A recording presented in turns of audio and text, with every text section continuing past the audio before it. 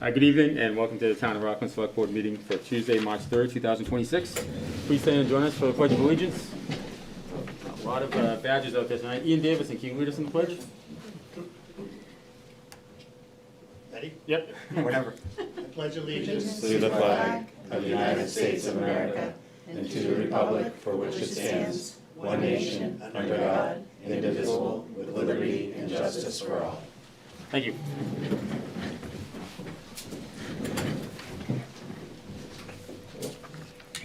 First on the agenda, community announcements. Doug?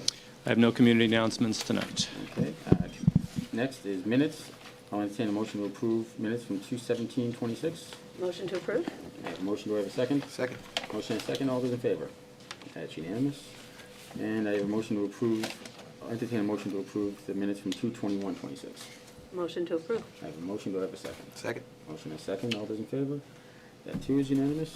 Next on the agenda is new business. Requests for one-day liquor licenses. Trinity Episcopal Church, wine tasting and food pairing, 3 Goddard Ave, for 3/8/26 from 2 to 5 p.m. Doug, anybody here from Trinity? Oh, perfect. Hi, welcome. Hi, thank you. Karen Bond, representing Trinity Church. This is the 10th year that we're doing this fundraiser. We're asking that you approve once again our liquor license. We're very excited to keep doing this to raise funds for our community church and give a little entertainment to the community as well. Okay, anybody have any questions or concerns? Congratulations. Thank you. on this Yes, being, 10 years. It's 10 years, amazing. yeah. It is amazing.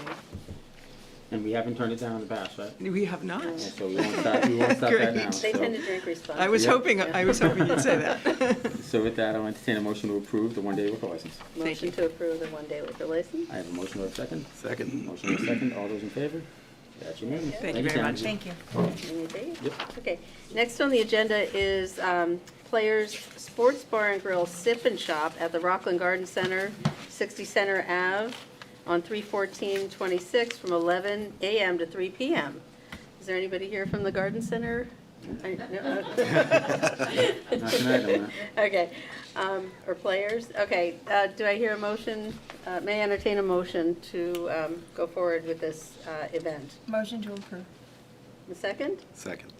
Okay, all in favor? And I'll recuse. Yep, Okay, thank you, Ward. you're welcome. Next on the agenda, one-day liquor license for the 4th Floor Artists Concert at 83 East Water Street for 3/14/26 from 6 to 10 p.m. Anybody from the 4th floor? Yeah.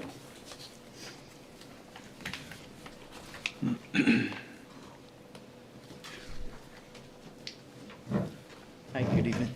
Hey, welcome back. Thank you. Yeah, my name's Rob Hendrickson. I'm on the board of the 4th Floor Artists, and we're having our next event March 14th, Saturday. And this time we try to do a donation to a local cause. Last month we did one to the Hull Seaside Animal Cat Shelter. We were able to raise $500 for them.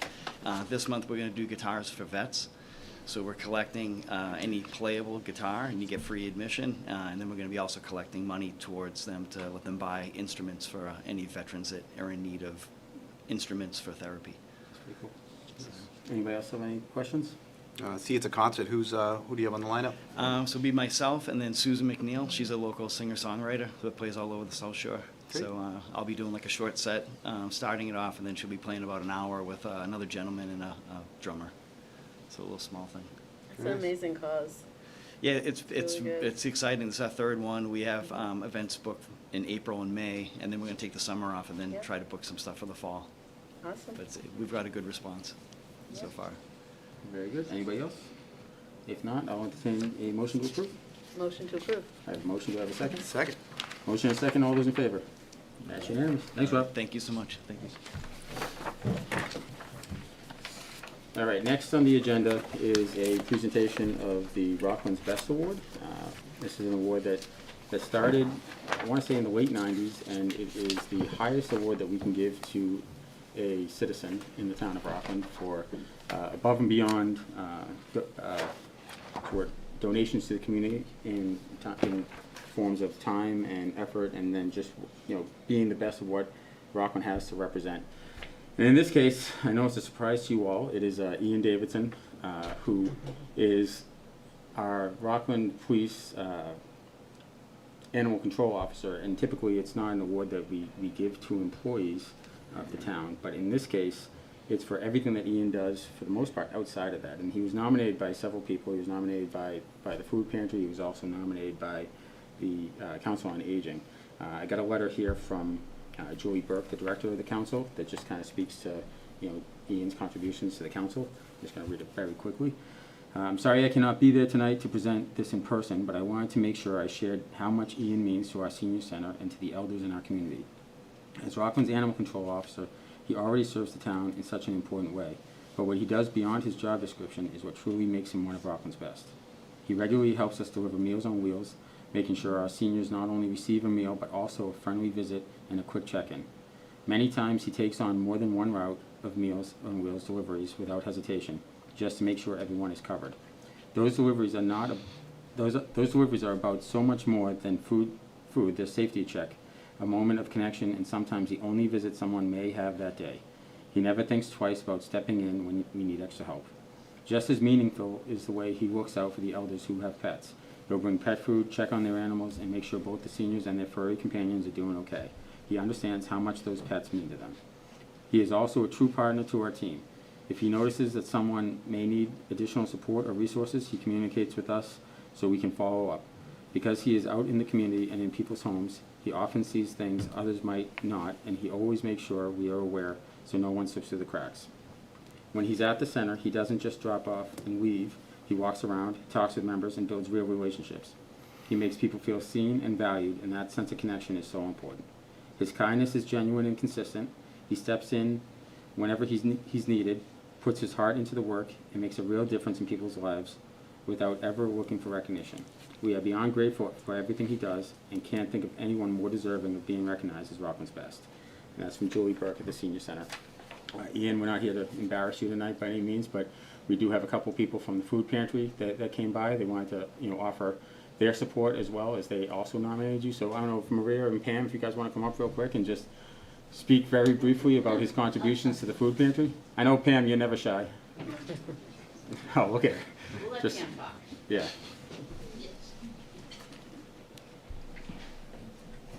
I just wanted to address Ian's kindness, understanding, compassion. A short example was a person in Rockland had to give up a large animal, something Ian couldn't put in his vehicle. He knocked on my door. He saw I had a horse trailer in the yard and asked if I would be willing to help transport a horse for him. So I went ahead and did that, but during the transportation, I saw Ian be beyond his job kind, understanding, and compassionate. It was a very difficult situation for the woman to give up her horse. However, he turned a horrible situation into a positive outcome. The horse went to Brewster, had much better circumstances. The person said that the owner could come and visit at any time. Ian was the catalyst for all of this to come together. And through the food pantry, his networking abilities and he's taught me how to network. The food pantry pet portion for cats and dogs has grown to the point that we're outgrowing our facility. So I just thought I'd like to share that because that's one of my better memories of Ian going on above his job. Thank you. Thank you, Pam. So, yeah, people don't necessarily know that, but Ian pretty much, there was always some level of, pet food at the food pantry, but he has grown that department to the point that Pam mentioned that they're almost looking for new facilities for just the pet food department in the food pantry. Ian is also the chairman of the Housing Authority. I believe, Steve, you worked with him on the Community Preservation Committee. Chief Zioli, obviously he works down at the police station. If you had any words that you wanted to share. I could certainly spend a lot of time talking about all the great things he does at the police department, the professionalism and dedication he brings to that position. We're truly fortunate to have him as part of our team. What people don't normally see is all the things he does outside of the department in the community. So I think he really epitomizes, embodies that award, and we're just really happy to have him part of our team. Thank you, Chief. Sure. Steve? So I want to say something, my time working with Ian on Community Preservation Act Committee. My first exposure to Ian was through my time on the Community Preservation Act Committee. Ian filled the Housing Authority appointment to the CPC. This was an appointment that was seldom filled prior to his arrival. Once on the committee, he drove housing initiatives related to senior housing. CPC housing was a fund that was rarely used in years past due to lack of applicants. Outside of housing initiatives, he was an active contributor and always came prepared. Ian truly cares about making affordable and senior housing in Rockland better for everyone. His advocacy for the marginalized is evident by the work he does all throughout town. Congratulations, Ian. You're truly one of Rockland's best. Anybody else? I think everything was said that I would had to. So, These aces. so, and like I said, we don't typically give this for their work, their performance on the job, because there are other ways to recognize that. But to Steve's point and to everybody else's point, he does do an amazing job with that. He helped me with a situation at the garden center. We had gone back and had several raccoons living in the attic at the garden center, and Ian was there almost every other day, taking a new one, bringing it down to McCarthy Farm and letting it go. But it was one interaction that was unbelievable, and it was one of my employees' kids were there to witness him take the raccoon away, and they were upset. And when they came back, he showed them how they set the trap, and then he deputized them. He gave them badges, and they were a first grader and a preschooler. And the preschooler to this day still walks around with that badge on. And this was like 6 months ago. And he sits back, and there's parts of the job that are parts of the job, right, that you're supposed to do. But that's next level kind of things, and that's the type of stuff that we want to see in the community. And that's the type of stuff that's deserving of being considered Rockland's best. So with that, Ian, come on up. So along with this certificate, you will join a list of names on the plaque out in the hallway. Yeah. Oh, you saw it? You found it today? Lieutenant McDonald just showed me He just that. showed you, okay. His grandfather was the very first recipient. Which is why Lieutenant McDonald would show you that, yeah? He shows everyone that comes in. Here, I'm gonna show you. Yeah, see this, you're joining a great company here. So, on behalf of the town of Rockland, presents Rockland's Best Award to Ian Davidson. In recognition to the commitment and dedication to the town of Rockland, the select board hereby proclaims Ian Davidson as one of Rockland's best this Tuesday, March 3rd, 2026. Thank you. Ian, thanks for everything you do.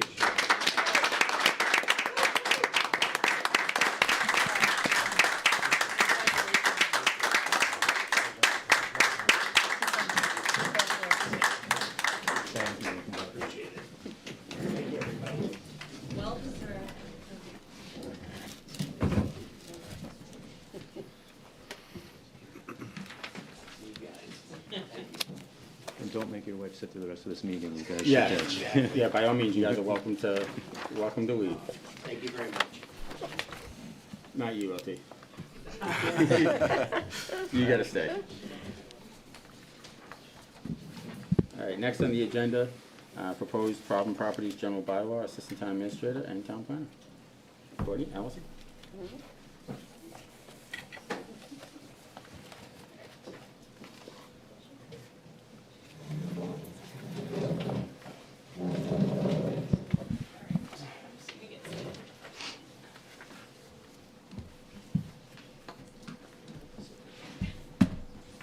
All right. Hello. Good evening. Hey. How are you all doing? So, I know we've talked about this a little bit in the past, over the past couple of months. Most recently with, or this topic. Most recently with the slum and blight designation that you all voted on. And tonight we're here to talk specifically about the blight and nuisance bylaw, but I want to kind of take a step back and share a little bit about like how we got here. And Allison, I want you to chime in whenever you feel like it's appropriate, but I just, the Problem Properties Task Force, or right now, the Problem Properties Working Group, is a working group of inspectional services team members here in town.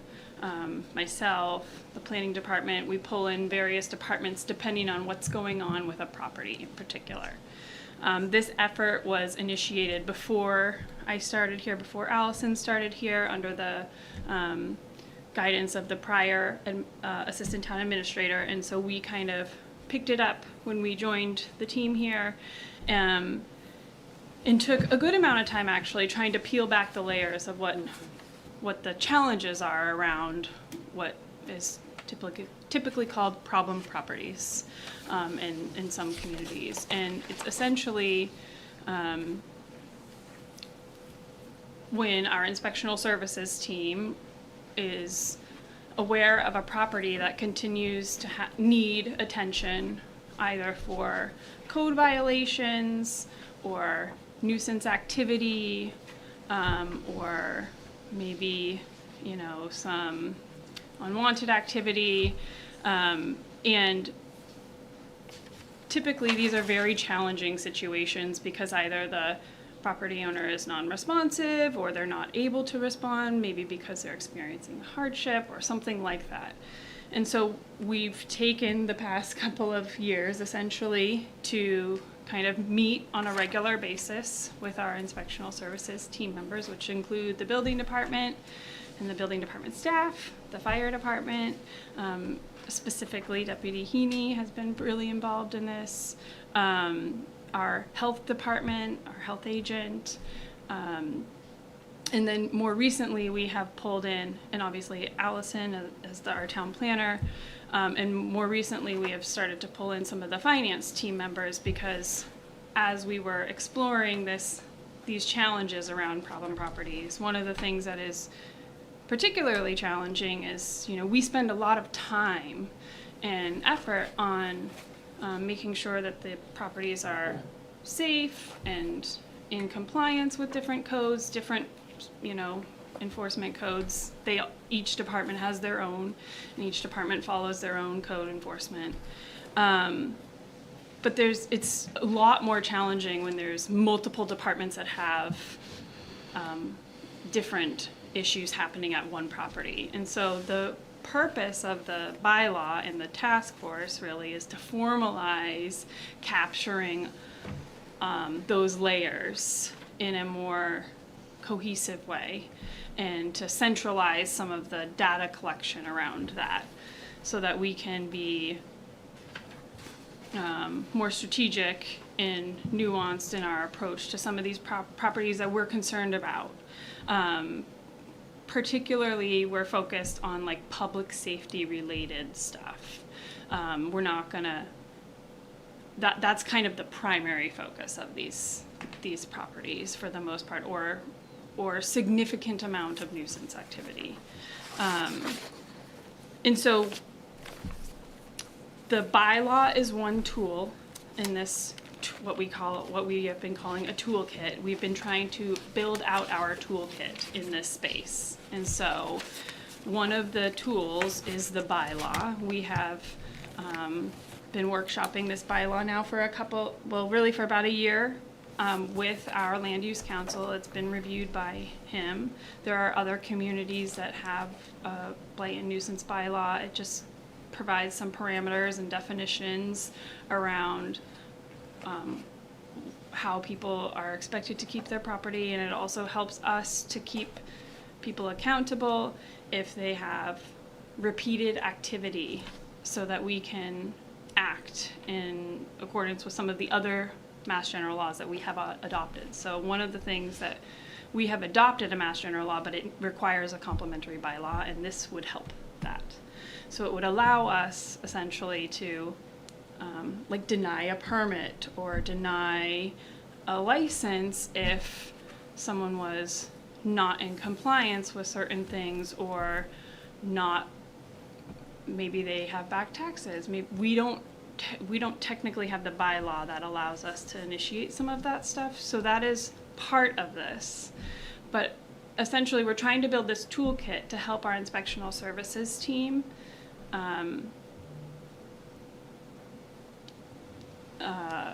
be more cohesive in our approach, so it's collective and not every department still has to do their own enforcement, but the goal is to collect the information so that it's easy to access. We can provide it if we need to for legal reasons, like those types of things. It's creating an administrative coordination around this. I think another critical piece of this too that was missing the first time we approached this was This also allows us the opportunity to recoup some of the loss that the Yes. town experiences when we're forced to handle the costs associated with problem properties. There are two types, people who can't address it or people who won't address it. And this helps us kind of put them in those buckets and figure out what type of resources are available to help those who won't, and ways to work on some kind of corrective or action plan to, make those who won't come into compliance and allow us to recoup any loss to the town on the back end of it. And, just building on that a little bit, so there's the bylaw, and then there's a mass general law that allows us to recuperate some of those costs. So we're talking about the bylaw tonight, but they're all part of the problem properties kind of like toolkit that we're trying to build that will allow us to address some of the concerns that have come out of a lot of these meetings with our inspectional services team. And one of those tools is the bylaw. And there are other pieces that will complement that bylaw over time. And some of the forms and the examples that were provided in your package are some of the ways that we're envisioning operationalizing this, like internally. Because it's one thing to adopt all these things, and then it's another thing to operationalize them. So we are still working through some of the details on how we're operationalizing this, but we have a lot of buy-in. We have we're really trying to make a coordinated effort to address some of these challenges, because at the end of the day, the why behind all of this is, we want to address some of the blighted challenges in town, because it helps us to, it helps the community to feel better. It helps people to feel invested. It helps to attract investment. And I think the more that we're able to recognize and coordinate some of these efforts, the more we're able to come up with some solutions. And so I'm not getting super into the weeds on the bylaw, so I'm happy to answer any specific questions that you have about that, but I just wanted to take a step back to kind of help set the tone for why we're doing this, why we think it's important. I mean, it's number one is really public safety. Like, we want to make sure that the buildings in the community are safe. But number two is we want to be able to identify what the problem is so that we can figure out what our approach is going to be if there's no response coming to us. So we just want to build out our toolkit. Do you want to add anything? I'm going to stop for a minute and see if anybody has any questions. But I think do you wanna just add if anything? folks have questions, we can kind of fill in the blanks from there. Any questions from the board? Yeah, I do. Yeah. Just so people out there know with the bylaws, Yeah. do they have to be voted on at town meeting? They do. Okay. Yeah, so this is a general bylaw that will be, if you all decide that we want to move forward with this, it will be voted on at the Maytown meeting. So we can have a couple of sessions if you feel like it would be helpful to kind of go into more depth on some of this so that, residents understand some of that. And I would probably bring our inspectional services team to those so that they can kind of understand some of the challenges around that. It's definitely a complex solution to complex problems, right? Yeah. And so I think trying to say that this is exactly how this is going to happen in every situation would be wildly remiss of us. Yeah. What we're trying to do is coordinate with all the departments that interface with these types of issues to come up with corrective actions that we can enforce that make people safe, make us accountable to our residents, but also have predictable outcomes. So, we know what's going to happen. Like if there's a property that has consistently been in violation, and we have tried to work with them, and for whatever reason we're not able to come to a resolution, we have the problem property task force now in place to have a little bit more teeth in the outcome of the issues. Yeah, and would this include the Parks Department and the rail trail? Would that fall under, because people, take lawn trimmings and leaves and stuff and throw them into the tributaries and stuff along the rail trail, and that I becomes would costly say, for like, it might technically fall under some of the definitions in here, Mhm.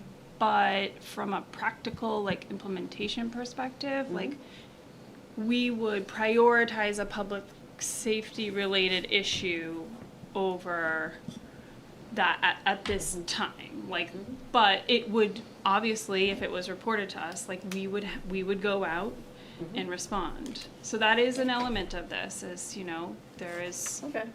people can report these things, and our inspectional services team, just as they do currently, would go out and inspect them. So that's the good bring up. That's exactly what I was hoping you were gonna say, is Right. as we Right. do currently, right? Because I think people Exactly. get nervous when they start seeing Nope. Salmon Blight List Task Force, right? Yep.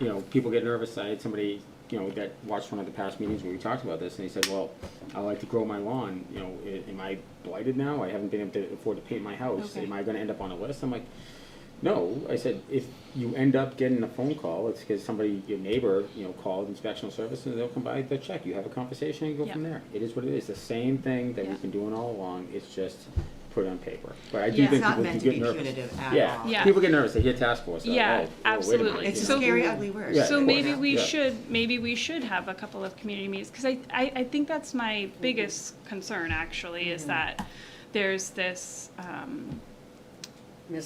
idea that we're gonna be coming out in full Yeah, force. who's and, making the like, list? Of no. people driving Right. around and just seeing somebody's house No, is but we old wanna be and- able to have a tool available course.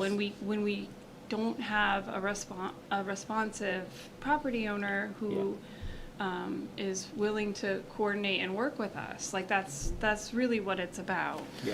And Yeah, Mike, Doug, can go I ahead. can I jump in on this one? I'm glad you guys raised this question, because I want to be clear that, like, we're not going to turn the town into one big, like, homeowners association where there's Yeah. people walking Yeah. around, People your get nervous about lawn's a that. little too long, Yeah. or your No. shade of white on your, like, that's Yeah. not what we're talking about. We're No. talking about properties that are unsafe, unsanitary. I mean, think of a property like what was on Cary Street before it was ultimately cleaned up. I mean, there were That stuff. barrels of Oil. chemical waste and oil that were there. There were rats. It was unsafe, unsanitary. It's those kinds of extreme properties that we're talking about. We're not talking, again, about Yeah. turning the town into one big No. homeowners Yeah, association. so people at home Yep. can't see what the examples that we're given are that we have, but it's trash, rodents, overgrowth, unsanitary conditions would fall under public health. Building and structural, unsafe stairs, exterior deterioration, unpermitted work, fire, life safety, blocked egress, alarm issues, Yeah. hazardous storage, zoning, land use, illegal use, dimensional noncompliance, stuff Yeah. like that. So it's All all that stuff stuff is that we existing. Thank you, and that's Yes. the point, that when you said that, that's what I wanted to make sure that Yes. really drive that point home. Yeah. We're not coming for anybody. Yeah, you know. I will drive that home a little bit Yeah, harder. but that's the biggest point. You know, we are nothing's not- changing. We're yeah. just giving ourselves the tool and the mechanism and Correct. how we're going to go about Monitoring handling it. this issue going Yes. forward. And it also seems that you're creating this tool is creating a cohesive program throughout, all departments that you can basically work together on. That's the long-term goal. Mhm. And I think that nothing in theory really changes. It's just we're coordinating differently. So we coordinate it through the planning department. They organize the information, like that kind of stuff. Like that just helps drive the process a little bit more and creates a set of expectations, a framework for us to work from. But the enforcement component of it remains the same. Mhm. Every department is doing their own enforcement and their own follow-up to that enforcement, and we're just documenting it differently. I do have, just reading through it, and I Yep. share, I think, some of the perceived concerns that I think we'll get from residents. Yep. Is it possible to add some language that, because we don't have this bylaw, right? This process, we have all the existing bylaws for, hazards and whatnot, but this comprehensive bylaw, I worry, just in Yeah. future administrations, that because this is now on the books, could potentially be used in a way that this administration doesn't foresee it being used. Would it make sense to add a clause in here that, for instance, someone who, you said Allison, separates the won'ts from the can'ts. For someone that can't remediate immediately due to funds or whatnot, say they apply for a CDBG grant, we know there's a wait list, a multi-year wait list for that. Putting some language in here that say if a plan is agreed to for funding and whatnot, that it will stay, rather than that ramp-up cycle continuing, knowing that someone can't immediately rectify these issues. Is that something we could explore? I think we can definitely explore it. I will talk to Bob Galvin, or I'll talk to our land use council about it to understand like what limitations we have on that. And maybe talking about like some kind of distinction in the language about hardship versus a non-responsive property owner. I think there's a big difference there. There's a huge difference difference there. between Yeah. can and won't, right? Right, And I and think- business versus residential, right? Yeah, and I think Yes. this also will help us understand from like a data perspective in that former category of can't, what are our possibilities in supporting those residents? Right. Is there a funding mechanism? Yes. Could we look at a localized affordable housing trust where we could potentially fund it through the CPC? Mhm. Yes. That will be helpful to gain support in that way. You really wouldn't be able to, unless it's deeded affordable. Correct. Right. But so But I think to Allison's point, Yeah. we're trying to unlock as many tools as we Yeah. can, and we're trying to identify or distinguish between non-responsiveness and a need. right. And so we're trying to decipher that, but we need some data. We need to track these things a little bit differently and in a more comprehensive, layered way. And it may be, if we have to come up with some sort of, say we can't come up with a clause quick enough, for a town meeting. It may be something as simple as, needs to be renewed by the select board every 5 years. Okay. Or reviewed by, if for whatever reason, land use council can't come back with something that makes sense to safeguard this, because I really worry this is gonna blow up at town meeting. Okay, that's good to know. As Mike said, he's got residents coming up to him worried about us even talking about slum and blight. Okay. And now we're gonna operationalize a bylaw that I think really drives the issue home. And I think it's good. I think what we're trying to do here is a good thing. Don't Yeah. get me wrong. Yep. We saw it with all of our efforts related to the banner. We did an impromptu. That's essentially what that is. Right, task force. And it worked well, right? Everyone came together and worked well, and now it's like, okay, let's codify this, right? But I do want to make sure that the public buys in on this. And I Okay. think that's a good way to That's do it, fair. is to put some safeguards in place. Okay. Yeah, and maybe a lot of people are visual learners, so maybe taking pictures of blight properties and, having them see that, oh, that's not my house, that's, Yeah.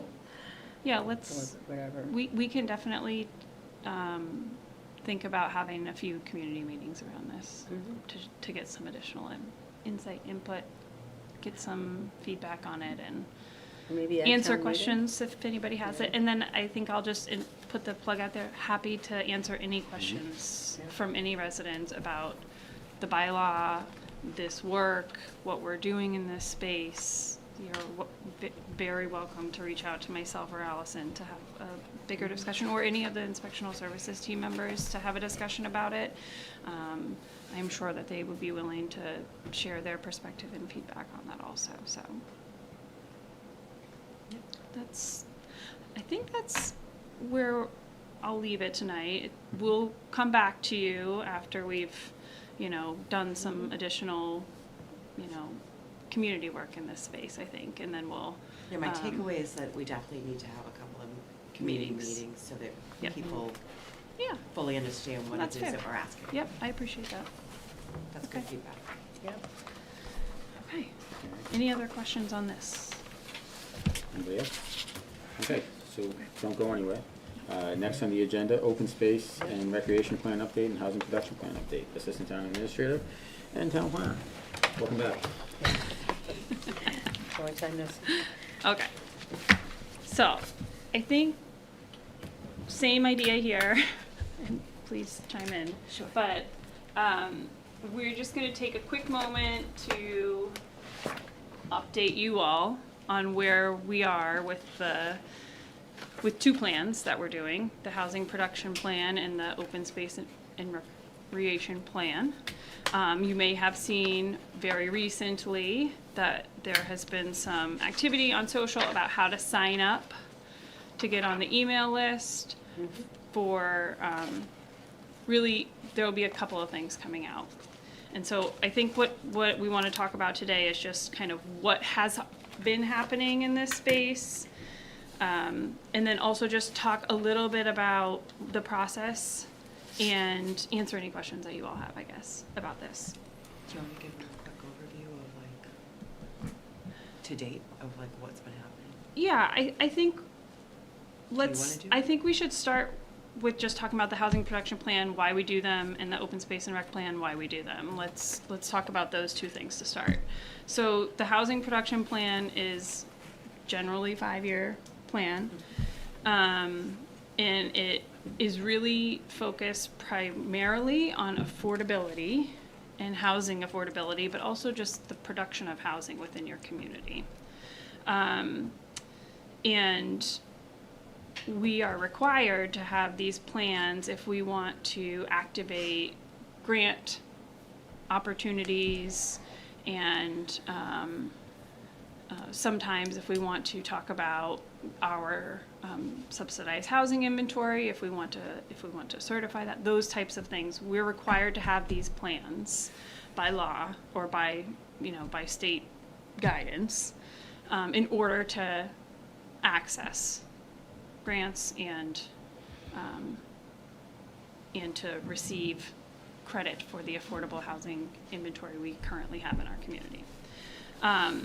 There is guidance around how you're to produce these plans, and typically municipalities will work with a regional planning agency or a consultant to provide some neutrality in these plans, to provide some kind of nuanced approach to the plan so that it's comprehensive in nature, gathers all of the data that is required for these plans, and does a lot of like demographic analysis, identifies the needs, the real true needs identified through that analysis, and then a more robust community engagement process. So it's kind of starts with the data collection, analysis, and typically the agency that we work with will partner with the town on the community engagement process a little bit more robustly. Yes. Is that accurate? Yeah. Okay. And it's a similar setup for the open space and recreation plan. Those are now 10 years, and Allison successfully, with the Open Space Committee, submitted the 3-year extension that we have, and that will be active until 2028, Correct. which allows us, again, to access various grant funds that help do things like, improve the rail trail or, acquire McCarthy Farm. Those are the kinds of things that the open space and recreation plan allow us to access funds for. And so these all have some guidance documents that are provided by the state, and these are also two very distinct plans, but our approach to this planning process, has been a little less separate and more doing it simultaneously, and that's on purpose. It's a newer approach to this type of planning, and the idea that that Allison really and I have been talking about is that these things don't exist independent. They don't exist by themselves. They exist in a larger picture. So you need open space and you need housing, and you need to think about land use more cohesively so that the community can plan more holistically. And so the idea was that MAPC would help us to lead these two initiatives simultaneously so that the plans are not conflicting with each other, but rather complementary to each other. And so that is where we, landed on this Rooted in Rockland theme. There has been maybe do you want to give an update on kind of what we've done so far? And then I thought we would just talk a little bit about what the community can expect moving forward and what we can expect moving forward for some regular updates. Sure. So over the past few months, it's been generally data collection. I provide them with like very Rockland specific information, building permits, you know, what's been issued, what's in queue, demographics, census related data. They have a whole research and data collection team at MAPC, so they get down into the socioeconomic and demographic pieces of Rockland as a whole. Then we kind of, what we have been doing is I have bi-weekly check-ins with the team, and we talk about, okay, what resources are available to us on a local level to gather real feedback from people. So we have been working through, I'll give you an example, like arts and culture is like one component of both these projects. And so fourth floor artists have been contacted, like the creative artists, Reimagine Rockland, Rockland Rec, some of the high school students. And what generally happens if they do very focused, high-level, like professional, strategic focus groups. We spoke with local developers, housing advocates. They are now scheduling like the open space pieces of the focus groups. They just finalized a survey that they shared with me today that I'm getting translated that will go out community-wide so that the individual people can start participating, giving feedback. Once this is done, MAPC will go back to the data team and like extrapolate common themes and things that are very pertinent, relative, that will inform a roadmap. They will then work with the subcommittee and other stakeholders on a draft of both these projects, and that will also take some time. This is a very complex, layered project because it's very important. It matters. It will become like a living, breathing document of Rockland, a reflection of how you want to be, 5 to 10 years from now. So it is important that we get it right. So it is a little slow going, but it's important work. So I think next steps really are, once all of these surveys are completed, the focus groups are done, we'll get a little bit more information back from MAPC on where we stand, and we can, I think, expect to have a little bit more hands-on on which direction we're going to go in these final products. And maybe just building on that a little bit. So there are 2 subcommittees that you all have appointed to these 2 plans, and I think we'll start to continue to engage them a little bit more frequently, because this is kind of where the community piece starts to kick off a little bit more. They start with the focus groups that are kind of facilitated with our input, and then they move into the community engagement phase. And that will be the survey piece of things. That will also be a couple of in-person, I think, charrettes. There will be a few different opportunities for the community to engage in this planning process, and I really, really encourage people to engage in the planning process, to sign up for this. Like, this is a guiding document that the staff here will use to guide our work. And so I think it's important, really important, for people to be engaged in this conversation, because it's essentially planning how your community is going to look in 5, like Allison said, 5 to 10 years. That's what we're doing. We're kind of going through that process right now. It's different than the master plan because it's hyper specific on these 2 components, but it is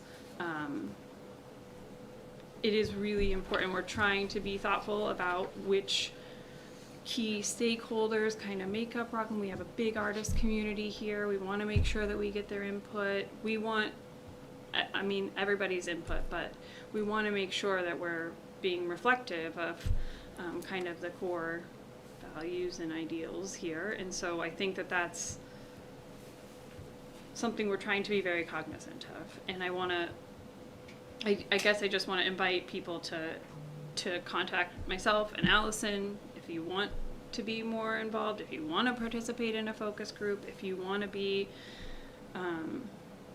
your input. Like, we can figure out where that is, whether it's at an upcoming community engagement opportunity, or it's through the survey, or it's on an email list. Like, there will be a lot of places to engage, so I just want to make sure that people are aware of that.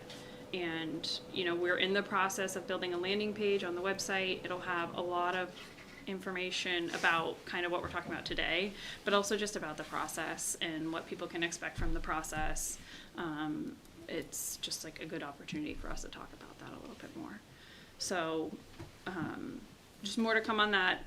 Stay tuned, please. You know, I ask that you all share some of that information when it becomes available, and that you contact us if you have any questions or concerns or input that you want to share.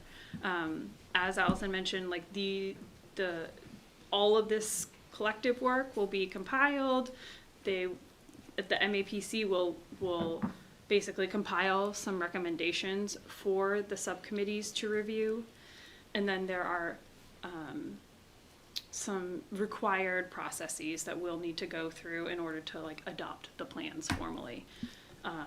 One of those, like for the housing production plan, for instance, it has to go in front of the planning board and you all have to adopt it. So both have to adopt it before it's submitted to EOHLC. The open space and rec plan, that has, you know, a number of kind of letters of endorsement that are required as part of the plan's submission. So there's a couple of different like procedural differences, which is why we'll continue to keep them separately, but you know, our goal is to do these two plans with like kind of one town in mind, for lack of a better word, or lack of a better way of saying it. I would like to add to, like, this is meant to be very robust. Anyone wants to give their feedback, they should feel welcome. This is supposed to be inclusive. This is their community. They should be able to use their voice where they want. Okay. Any feedback from the members of the board? Yeah, I was just thinking that with the master plan Reimagine Rockland a few years back, this kind of was done. Did COVID put a kibosh on? So the housing production plan has to be renewed every 5 years. Okay. So it did expire in 2021. 2021. Yep. So we haven't had a valid HPP for 5 years now. Okay. And the idea is that we constantly are revisiting them to, you know, continue to take input from the community, and as it changes and as we change, that it's like a continuous process. That is the idea. Yeah, the community behind it. changes, the needs fluctuate. It's true. You Yeah. know, you need to Okay. update your plans. Yeah, and ideally, like, we're making progress on the plans, so we can set some of that stuff aside, which we have, you know, set some of that stuff aside and create some new goals. Yep. So that's kind of the Okay. ultimate. And is there like limited space left in Rockland in general? Well, I mean, that's like How do you true want of it? anywhere.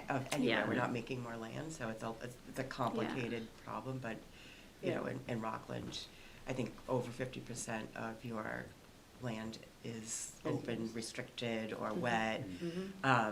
So really, you're looking at redevelopment opportunities Yeah.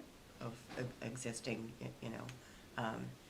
It's challenging, but it's not unique to Rockland. Yeah, so just so people know, this makes it impossible for Rockland to turn into a Weymouth, like a bustling metropolis. Yeah, or and I think place, that yeah. the analysis that we'll get from this type of a plan will give us that data. Like, it will say, you know, Rockland has this percentage actually, as of today, that is truly developable or not developable or redevelopable, or it will help us to categorize that and to share that more broadly, and it'll be based in data analysis. So I think that that's really that's also a benefit of these types of plans, is kind of concretely measuring what we do have for development or redevelopment or Yeah, it gives open you the space. data and the statistics Yeah. of what's available to you. Yeah. But it's also a reflection of the voices of your Right. residents, right? They're the ones who are actually giving this Mm-hmm. feedback to MEPC,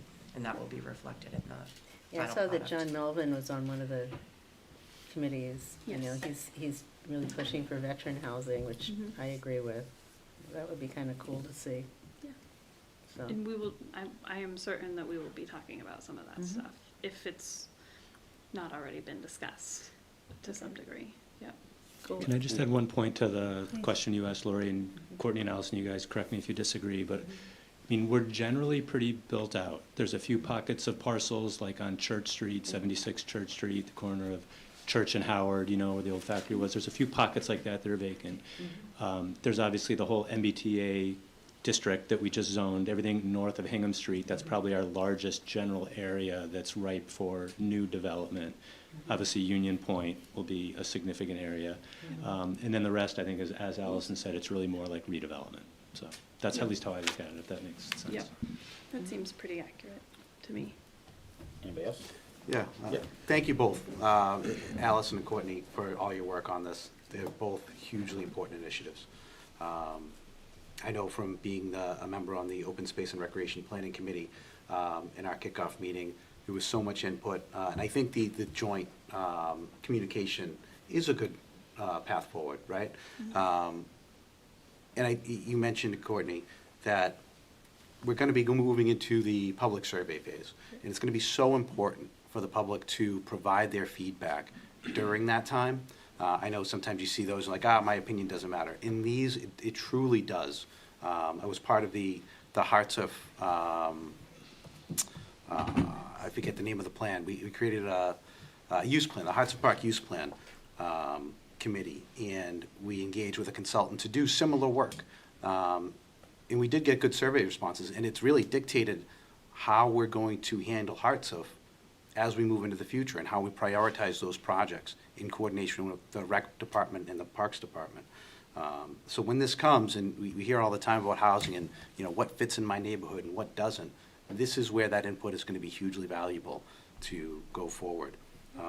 I think it's very beneficial as we go through these and knowing that they need to be treated separately, and because of the different protocols on how they're submitted and accepted. I think it'll be important to have a select board membership on the housing production plan, especially knowing we have two ex officio members that are advising only on that plan. One thing I hear a lot is people that don't own a home today, that want to get into the market. It's a huge barrier to entry because single-family homes are just not affordable. Like that first-time home buyer home is almost non-existent today. I know talking with Allison, she has some wonderful ideas of how to make that a reality. And I think those need to continue to be explored so that we can create those opportunities. But the way we create that opportunity is more inventory.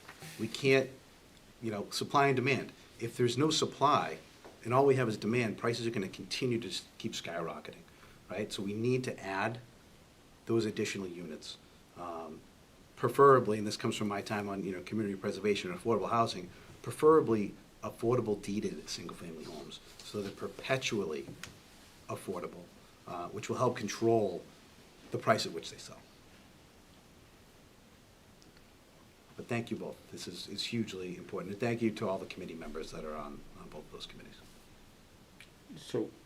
So Steve, you just brought up possibly a select board member joining the housing production plan. I saw you guys nodding. You guys I think be that's comfortable with that? Does that appropriate. make sense? Yeah. To provide some continuity, I think Yeah. it's appropriate. And since you said it, I'll make a motion that be you.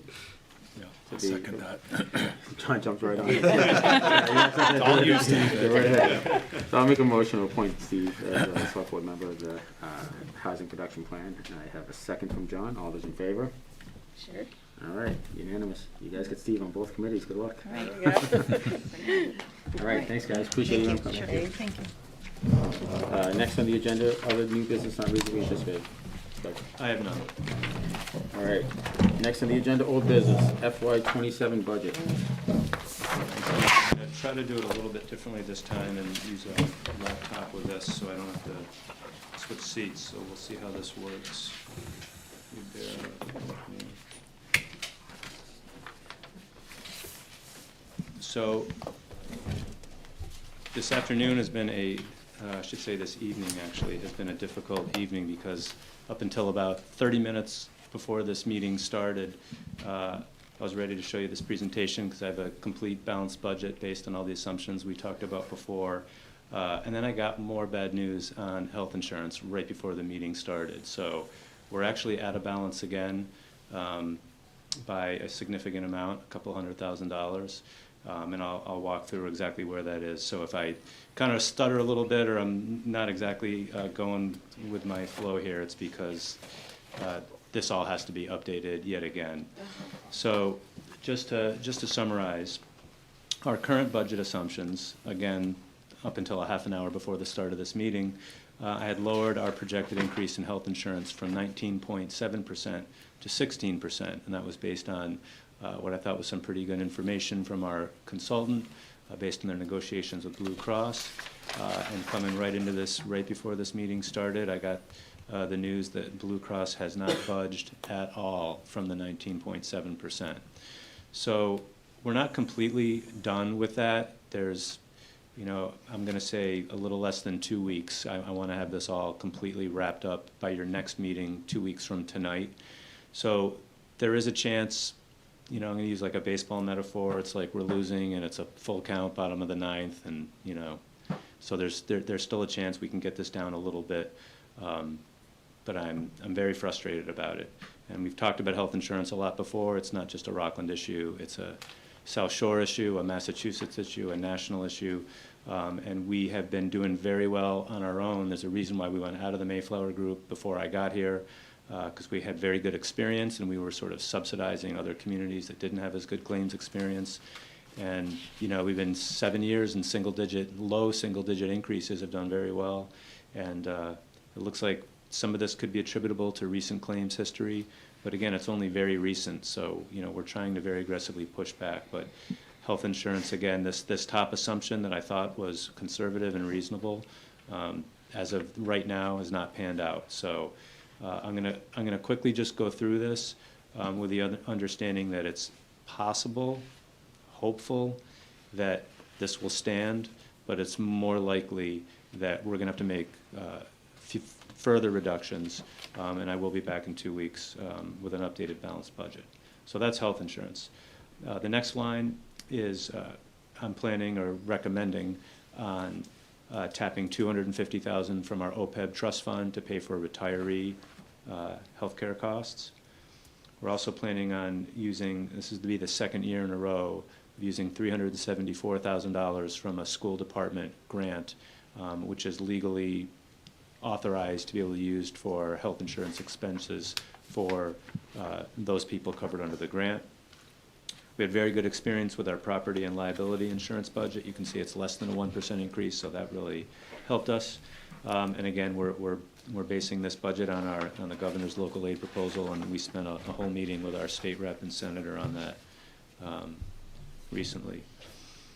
As far as our revenue sharing agreement goes with the schools, again, we have our 70-30 split, which in normal years where there's reasonable increases in health insurance and reasonable increases in state aid, the 70-30 split works, and it works fine. But once we get into these kinds of situations where we're completely out of balance, if we were to follow the strict letter of the law, it would really not be an equitable proportional increase in the town versus school local appropriation. So what I'm recommending, which I've done this in the past, prior years, but usually in a lesser degree has been needed. But as you can see, I'm going to recommend, again, based on these assumptions, rather than the town having a 2.25% increase in the school at a 0.3% increase, equalize it with just a little bit over 1% each. If these health insurance numbers don't budge at all from this new bad news that I got this evening, the the bottom set of numbers here, the 1.08 and 1.07%, will go down to like 0.5%. It'll essentially cut in half the increases that the town and school would get. But this is a very important piece from my end. My relationship with the school department is strong, and I think, you know, they have a very large, both in terms of dollars, impact in the community, number of employees. They have a very large mission, and I think it's appropriate that we try to have a relatively equitable percentage increase. One last thing I guess I'll say on this last topic is, when I talk about this, I'm only talking about the town's general fund appropriation. You know, there's other sources of funding that is not appropriated at town meeting that the schools may get through grants and other things, but I'm just talking about the town's appropriation. So some of the budget reductions that I've had to make on our end in order to balance, we have some personnel reductions.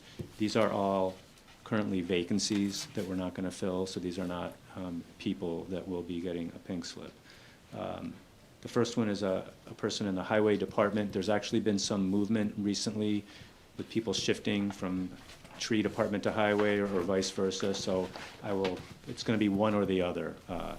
But it's one FTE in the highway / tree department, one in the parks department, and a half FTE in the collector's office. And I want to clarify, in that position, we had a full-time position. That's the window position, the junior clerk. That's a full-time benefited position. It's currently vacant. That's one where, just because of the staffing in the office, that office can never be closed. They always have to be available to collect taxes and to service customers. And you know, if there are only 2 people in the office, you could have one person on vacation, one person sick, and then we're out of business. So that we need at least a half-time person to cover. This is a list of, you know, there are reductions in, you know, almost every budget, so I'm only really listing kind of the larger ones, at least $5,000 and up. Just to quickly tick down the list, the $100,000 cut from the highways, materials, and hired equipment budget. This is essentially meaning we'll be doing less road work, is really what that means. You know, hiring fewer contractors to repair and upgrade fewer roads. And what's really tough about this, and the same goes with the stormwater drainage repair below it for $50,000, is even if we kept it level funded, we're still doing less work because costs are going up so much. So, you know, this is kind of a double whammy. It's less funding and there's inflation. We're recommending lowering our reserve fund transfer. That's what goes to the finance committee. That just takes a finance committee vote to release these funds for unforeseen emergencies. We traditionally, because of the way we've been budgeting pretty well, we haven't really had to tap into the reserve fund much at all. So this will still leave a reasonable amount appropriated to cover unforeseen emergencies. The police technology line, you know, this is something that Chief Zioli was being proactive in requesting. There were a number of line items totaling essentially the same amount that was used for the auxiliary police officers, and with the creation of the post commission and the law associated with post, that we're not allowed to use those types of officers anymore.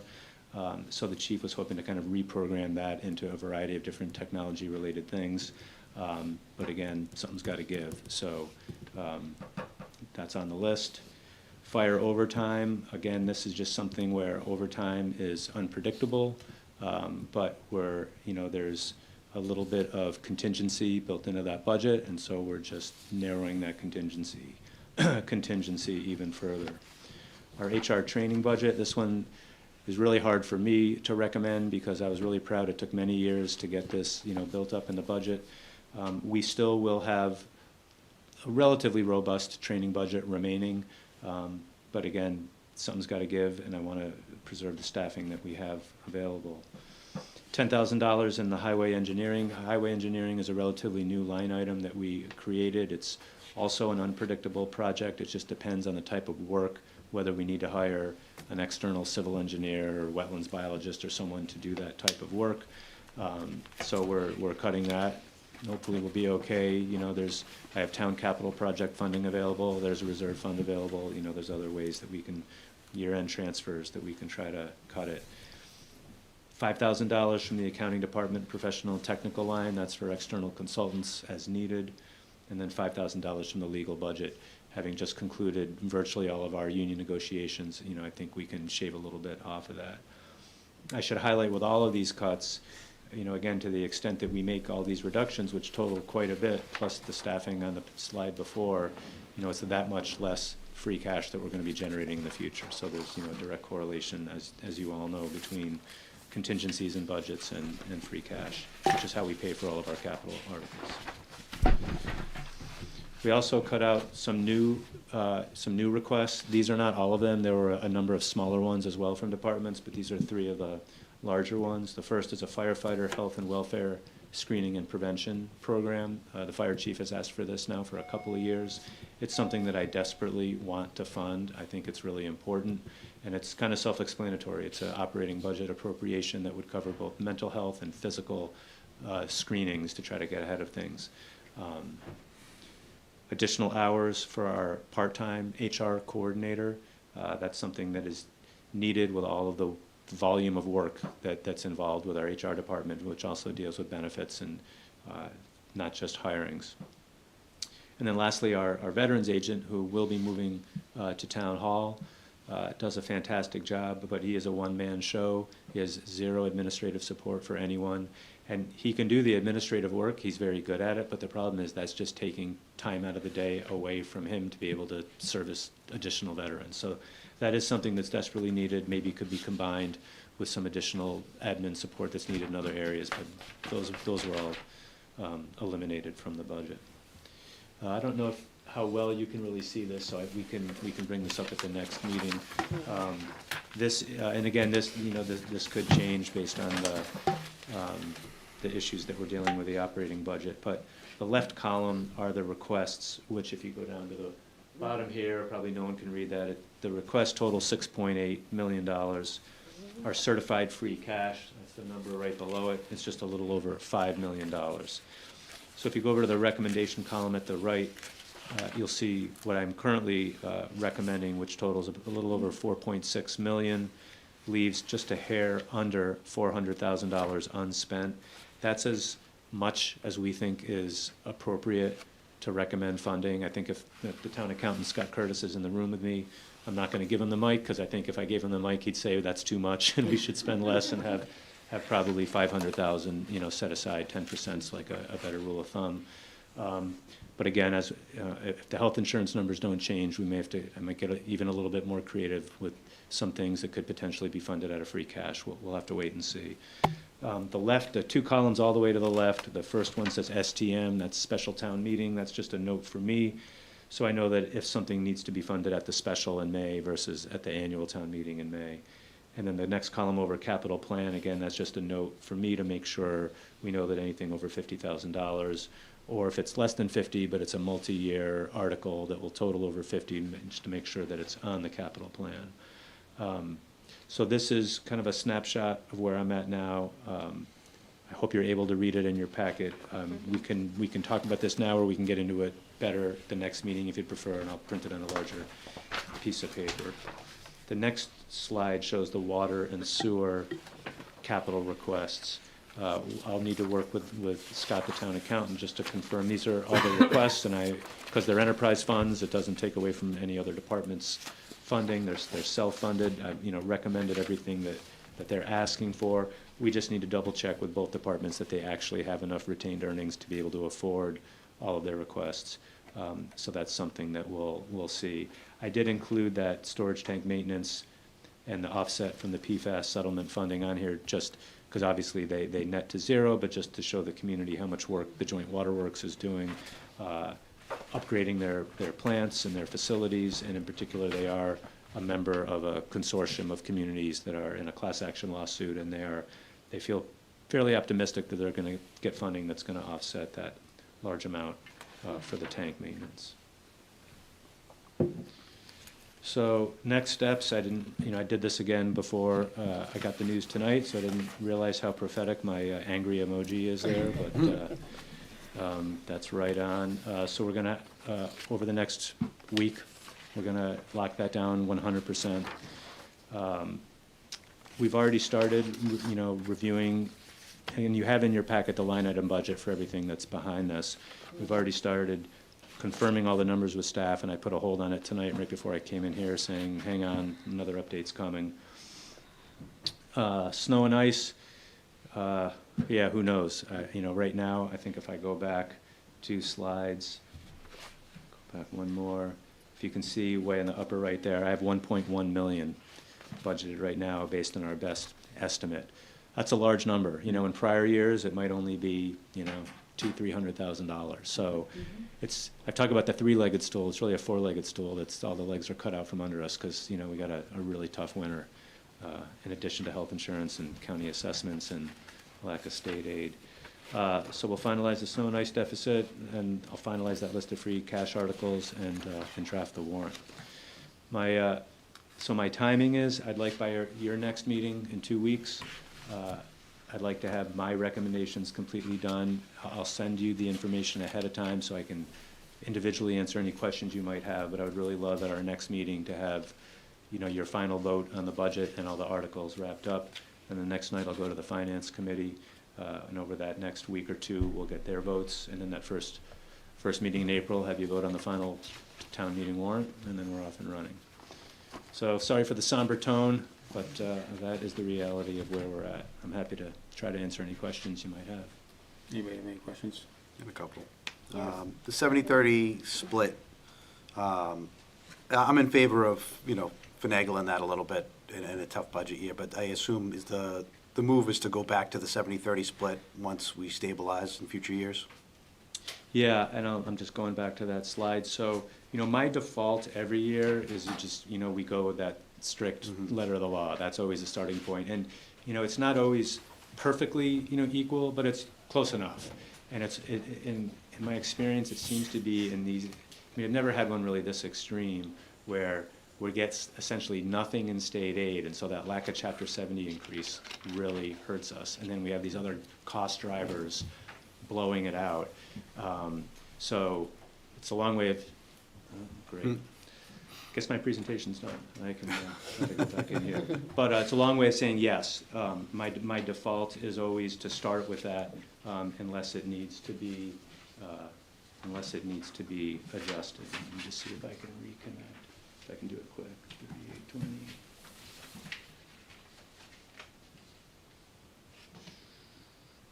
I think I didn't do the code in time. Try it one more time. Not my day. 1, 2, 3,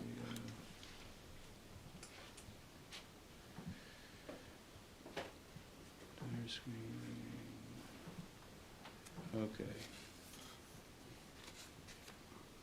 We back up? Yeah, it looks like it. One more.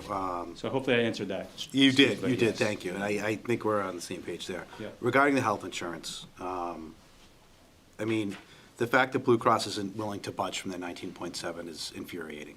At this point, should we be looking at GIC or going back to Mayflower Group to increase the risk pool? Yeah, you know, we are absolutely going to be looking at all of our options, you know, whether that's, you know, just going out to bid and looking at other carriers.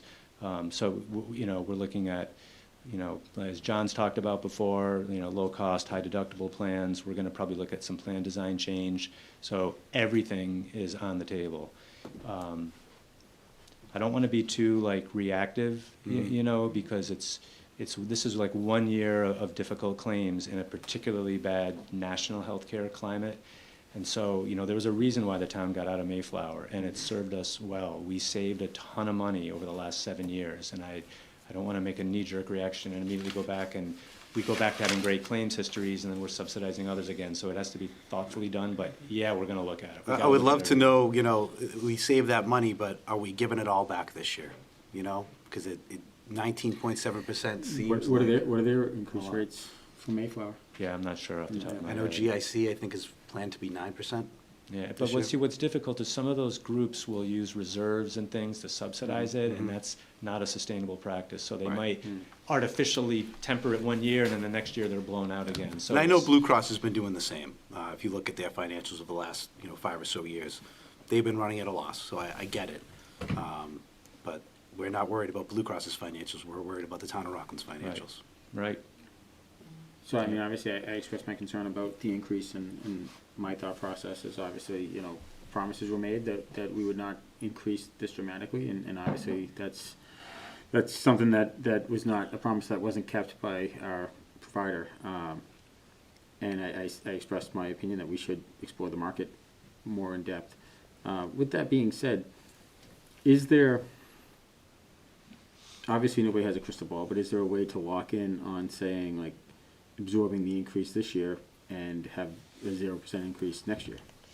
You know what I mean? Like, is that like a presentation? Is that something that can be done? Yeah, And see. extend a contract Yeah, I mean, without again, an increase? I will look into that. What I've been told in the past is anytime you try to sort of lock in like a lot farther ahead, you pay more because they're taking on greater risk because they have less data and less less actual claims to base their numbers on. So if anything, so they build in that risk, and so I don't think that, put it this way, if I could get 19.7 and a 0 next year, like, we'd do it in a heartbeat, but I don't think that's, I don't think that's in the Anything can be done. realm of possibility. And that's part of why, you know, that's a good question also, because that's part of why, like, well, why are we struggling with this at the last minute? I could have locked in rates like months ago, but they would have been higher. And so they always want to wait as late as we can, have as much actual claims history as possible. And we just happen to have had, apparently, you know, a difficult claims year. So more to come. We're actively working on this. But we will come back with a balanced budget in 2 weeks. So I have two questions. Wasn't there a meeting today for retirees at the town hall to switch them to a different plan? There is, yeah, so we did. We changed the Medicare supplement plan. We had MedX previously. So we switched to a different plan that offers identical benefits and a different pharmacy benefit manager as well. Identical benefits, lower cost. Okay. So like I'm glad you brought it up, because that's something that we're hitting every lever that we can find to help control our healthcare spending. So yeah, as part of that effort, we made sure to have in-person meetings available for any retiree, and also by Zoom. We had it in this room. Zoom was available as well as in person for people to get educated and understand, you know, these are your new cards and this is where you call, but I just want to reiterate, you know, same benefits, lower cost. Okay. Yeah, and as far as fire screening and prevention, I believe there's some grants available for that through the state, even now. I think the governor mentioned that. I don't know, maybe it was at the event we went to out in Worcester. Was it something that's going to be in her FY27 budget, maybe? I believe it was. No, it's good. We're always looking at grants. Yeah, I mean, the we're difference, of looking at course, is something built into a budget is guaranteed recurring revenue versus having to apply, and maybe you get it 1 year and maybe you don't, and it's hard to plan. But yeah, we'll be looking at that. Okay. And I know, for example, the police chief is looking at some grants for some technology-related things that were cut from his budget as well, so we're always doing that. Cool. Anybody else? Okay. So Doug, you also covered the draft annual town meeting warrant article list in there. Yeah, I had the only, let me just move this over. The only thing I'll highlight is really just one particular article. Here it is. If you look, what is on my list as number 26, which was the Hingham Street corridor improvements, we had a placeholder in there for taking, you know, again, I refer to them as small slivers of land along Hingham Street as we widen it, and then paying the associated damages for those takings. We're just not going to be ready in time for town meeting. We still haven't got the appraiser locked in to, you know, we don't have the plans done or the appraisals, so that's just going to have to wait. So that one's off. Everything else, I believe, on this list is the same as last time, but again, we'll finalize that at the next meeting. But if you have any questions or think of anything that's not on this list that I should be aware of, please let me know. Anybody any questions? Okay, seeing none. Next on the agenda, other old business not reasonably anticipated? I have none. All right, next on the agenda, town administrator's report, correspondence, Doug. Thanks. I'll do so the budget obviously is going to be occupying all my time in the next 2 weeks, goes without saying. Next quick one is just that the Rich Harris from the Capital Planning Committee has completed their work. And they're requesting to be at your next meeting on the 17th to present that for you guys to accept, which I would recommend you do. And then lastly, I want to take a few minutes to talk about this. This is really some big news, which I know the board is aware of because I let you all know. But just recently, the governor has signed our updated town charter, so it is in effect, it is enacted into law. We are finally good to go after months and months of wrangling back and forth between the Senate and the House. And again, thanking Senator Keenan's office and Rep. DeCoe's office for helping get that through. It is approved. This happened to me last time I Every talked time too you talk much. about the charter. Yeah.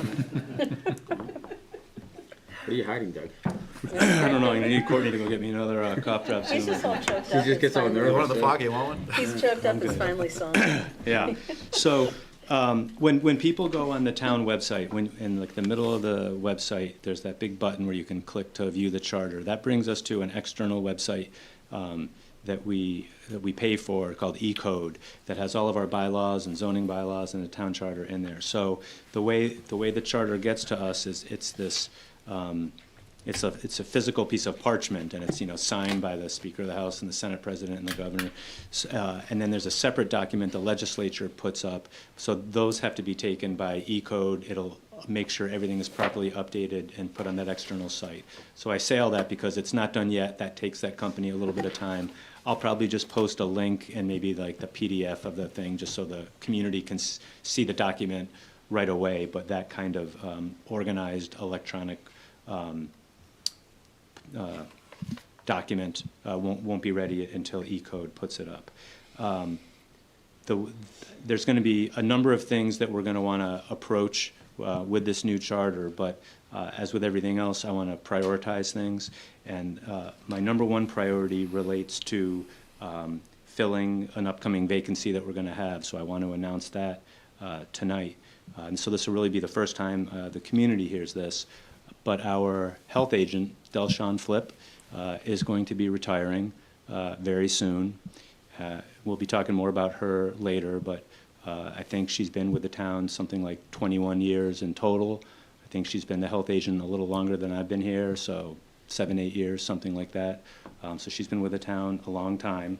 And so she is ready to retire. And so I want to kind of draw to your attention, if you go to I'm looking at the page in the charter that's the original parchment document that the governor signed. So it says, and I should say this for the community as well, our charter is Chapter 30 of the Acts of 2026. So if anybody wants to go to the state legislature's website, you can search up pending bills or bills that are session laws, Chapter 30 of the Acts of 2026. So if you go to page 11 on that document, I want to just read a paragraph. It's a little bit long, but I think it's important because it relates to a new process that we're going to be undertaking to fill this health agent vacancy.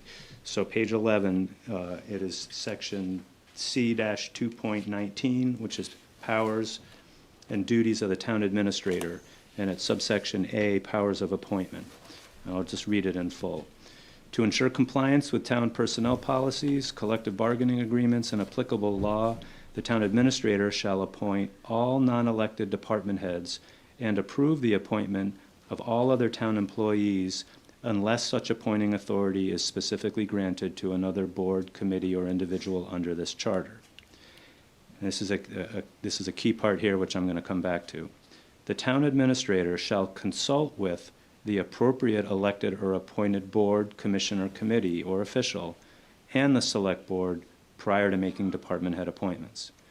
Prior to finalizing a department head appointment, the town administrator shall provide written notice, which may be provided electronically, to the select board of the anticipated appointment and the terms and conditions of employment for the appointment. The select board shall approve or disapprove the appointment within 20 days of receipt of such notice. A failure of the select board to act in this 20-day period shall be considered approval. Any adjustment to the terms and conditions of employment of department heads or the termination or removal of department heads shall be subject to the town's personnel policy. So what this means is there's a couple different parts. And I'm just going to focus on the department head appointment piece here now because that's what I think is the most important to focus on. Essentially, I can run a process, a professional process through our HR department and find the one person that I think is the one that should be appointed to the position. I provide that one name to you. You essentially have a veto. You can approve it or veto it. You have 20 days to do that. If you take no action, then it's automatically approved. So it's a good, and this was something that was discussed a lot during the charter, where it, rather than you having to have public interviews with people, multiple people, every time you want to fill a department head position, which is just not a good practice and actually discourages a lot of people from applying for jobs to have televised interviews when they may or not get a job and may or may not want to tell their current employer. It enables me to have a more professional process, but you still have ultimate authority and ultimate call, and you can veto it and say, nope, we don't like this person, go back and find someone else, or you can affirm it. Or if you're ambivalent, you can take no action.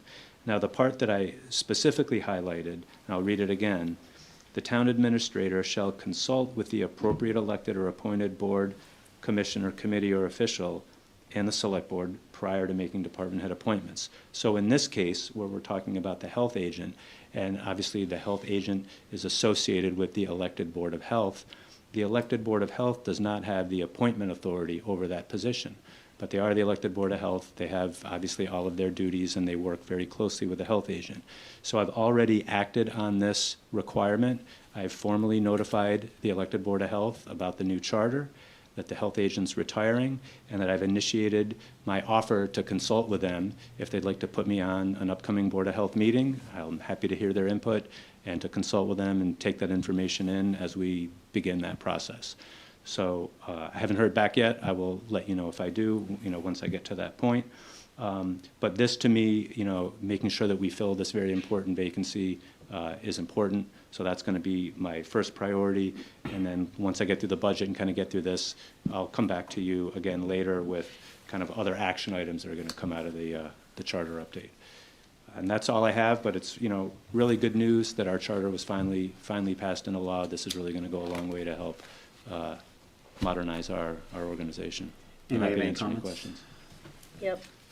Has Delhi agreed to stay on and train the new person, or for a certain amount of time? She has, but obviously Okay. the devil's in the details. Yeah. It depends on how long, how long it's going to take. But hopefully, we'll be. Put it this way: we're ready to go. We have the job description. We have all the ads ready to click. Submit.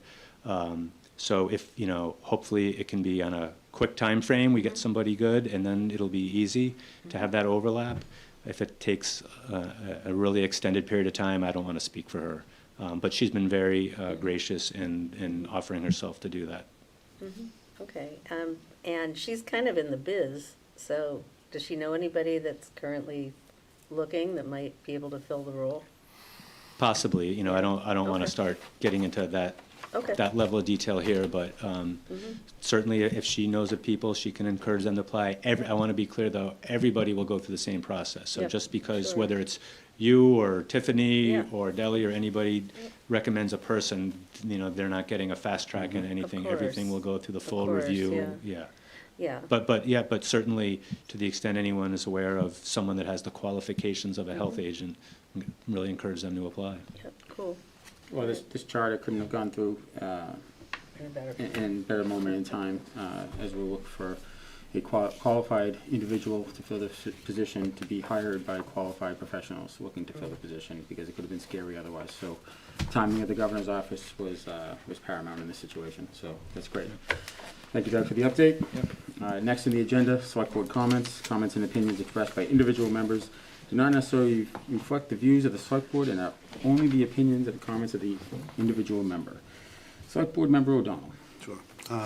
Mentioning the charter, and I see Karen and Ripley in the room, want to quickly thank you again for all your work on this new charter. It was much needed for the town of Rockland, so thank you. Over the last few months, I've attended a number of finance committee meetings to better educate myself on the budget process in Rockland. I began attending when it became apparent we were in for a difficult budget cycle.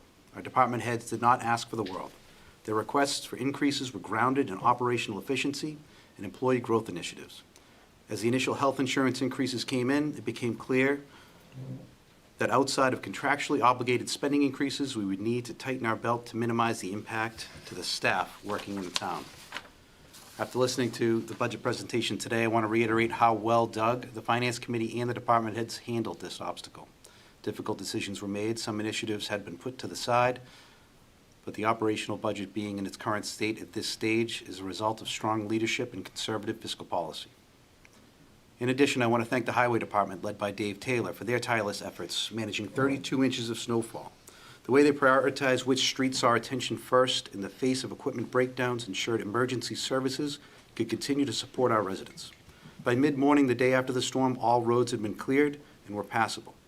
They continued to work through this past weekend, improving intersections and clearing the schools in the center. I even got to witness how they managed dump truck after dump truck of snow at the parking lot of Hearts of Park, creating a 20-foot plus high mountain of snow, 40 feet across and over 200 feet long.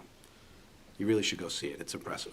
Their work continues, clearing sidewalks and improving visibility at key intersections. Most town employees don't get the benefit of visual evidence of their work like we witnessed with the snowstorm. All of our town staff quietly carry out their mission every day to make Rockland a better place to live. Most of their work goes unnoticed, but each and every day, they are all moving invisible mountains for the benefit of every person who calls Rockland home. Thank you. Thanks, Steve. Select Board Member Elwood? I don't have any tonight. Okay, thank you, John. Select Board Member Needham? No comment tonight. Thank you, Tiffany. Vice Chair Childs? Actually, Steve, you said everything I was going to say. I'm sorry. As he usually does. Actually, yeah. You can stop putting me first, guys. I don't like this. Well, I mean, Oh, we're afraid of you going last. yeah, I know. We should make him last now. So as far as the budgeting goes, as far as the snow removal goes, as far as the charter goes, go team go. I couldn't ask for a better, team effort all around. And I also wanted to mention, I was driving past the Weymouth Police Department, and they had an electronic board outside that says, please sign up to join boards and committees. So I thought that was a great idea. So maybe we can do that here too. Oh, and happy birthday to my daughter. My eldest daughter's 26 today, so. Thank you, Lori. So Steve, like everybody else said, he said pretty much what I was going to say as well.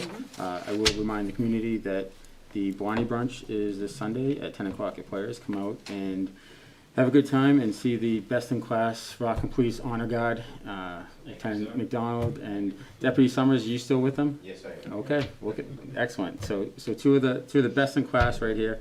Come see them for the beginning of the show. And thank you, everybody. Have a great night. I'll entertain a motion to adjourn into executive session, not to reconvene.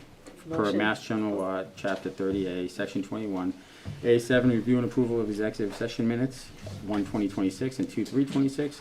And per Mass General Law, Chapter 30A, Section 21A6, to consider the purchase, exchange, lease, or value of real property if the chair declares an open meeting may have a detrimental effect on the negotiating position of public body, parcel ID 78-9-0. So moved. Second. Second. All those in favor?